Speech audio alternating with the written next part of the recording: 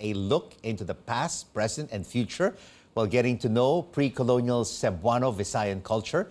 A UP Cebu Fine Arts graduate made this tarot deck and divination kit with designs based on historical records. Let's find out more from Vince Anthony Aberion on The Final Word. Vince, thank you so much for joining us and congratulations. You graduated on July 29th, magna cum laude in Fine Arts. Yes, sir. It's a pleasure to be here. Thank you so much. So, this was indeed your thesis, but why did you get into tarot cards for your thesis? It was actually supposed to be, since my major is in product design, I was supposedly going to tackle something related to footwear, but then I had this conversation with my friend who told me that, why don't you do tarot cards, since I've been practicing and dabbling with these practices since when I was in when I was still in first year college. And so I decided to propose this idea to my professors, and then they accepted, given that I would also have to expand it a bit more to include other divination tools. Hence, it's a tarot and divination kit. And how did you study and research, Vince, these pre-colonial Cebuano-Visayan imagery and traditions? So there's a bit of combination on my sources. I had to read a couple of books by William Henry Scott, Francisco Alcina, the Boxer Codex, and of course the Pigafetta voyage account of Magellan's voyage. And then I also had the privilege to work with some revivalists. These are people who are quite active in bringing back like ancient traditions. So I had the pleasure to work with, to consult also with Miss Ligaya Caballes. She's an esoteric practitioner based in the US. And then also one very active in the pre-colonial revival scene in Cebu is Miss Mincy Villaver.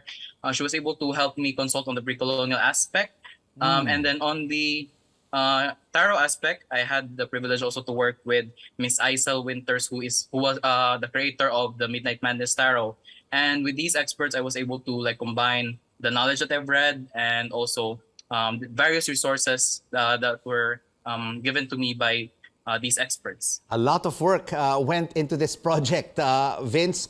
Yes, how long did it take you to draw these beautiful Cebuano-Visayan images? It was a bit rushed really, because we were only given like a really short time. For the first semester, we were focusing more on the writing aspect of the thesis, and then on the second semester was supposed to be for the production. So I really had to like squish a lot of the drawing part on the second semester. So I had to draw like an entire deck, which is composed of like 78 cards in 1 to 2 weeks. And then I had to revise that because we had to do like different prototypes also. So and then plus, of course, the typhoon of that made it a bit difficult, the schedule. But yeah, so it was around 1 to 2 weeks. I had to like really do it quickly. We're seeing some really beautiful cards on our screens right now. And maybe if you have a deck with you right now share with us some of the compelling scenes that are depicted in your tarot cards.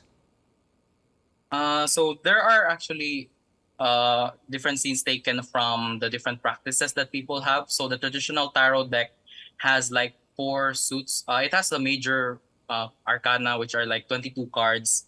And then there are minor arcana, which are composed of like, I think 56 cards. So for the conversion part, I had to divide it also to the pre-colonial context. For example, like for the kings and queens, I had to turn them into the datus, which are like the traditional leaders of the society. For the knights, I had to go with the timawa, which are like the free middle part of the society. And then the ulipon, which were called by some historians as slaves, but people who serve these other aspects in the society. Right. And then, so for the major cards, I also added some aspects that were based like characters. For example, I added a card for the Raja of Cebu, Raja Humabon, and also like his wife, Hara Humamay. So there are different pre-colonial aspects incorporated in the cards. So Vince, you know, tarot practitioners use tarot cards to gain insight into the past, the present, and future. Are your tarot cards used now by tarot readers? I have not yet sold these cards. I still plan to improve them more and maybe collaborate with more creators. more craftsmen in Cebu, because I've already worked with some carvers for the other divination tools and some local businesses for the printing. So I want to work more with these people to improve the features of the deck before selling them.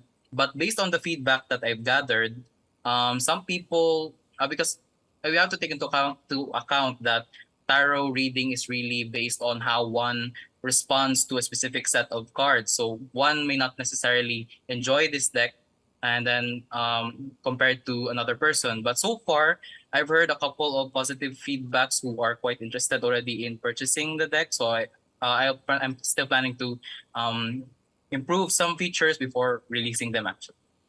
Well, Vince, thank you so much for joining us and congratulations on your success. UP Thank you so much for Cebu having Fine me. Arts graduate Vince Anthony Aberion joining us from Cebu.